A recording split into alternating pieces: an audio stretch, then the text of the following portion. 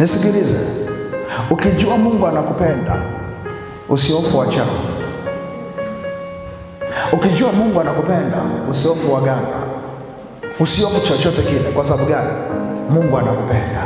Kama unampenda sana mume wako au unampenda sana mke wako, kitu gani kinazaliwaga moyo? Wivu. Safi. Na ndio maana Mungu anasemaje? Mimi ni Mungu mwenye wivu. Kwa sababu gani? Anatupenda upeo.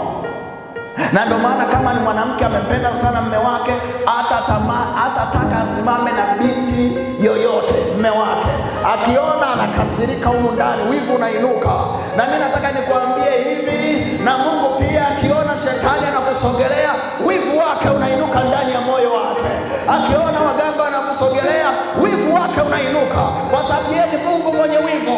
Na kwa sababu hiyo atapigana upande wako, atahakikisha ya kwamba chochote kile ambacho ni kibaya akikusogelee karibu.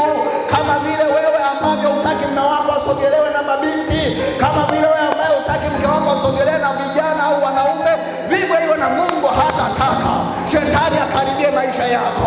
Vivyo hivyo na Mungu hatataka shetani akaribie watoto wako. Vivyo hivyo na huyu Mungu hatataka biashara yako ikaribiwe, au mashamba yako yakaribiwe, au huduma yako ikaribiwe. Kwa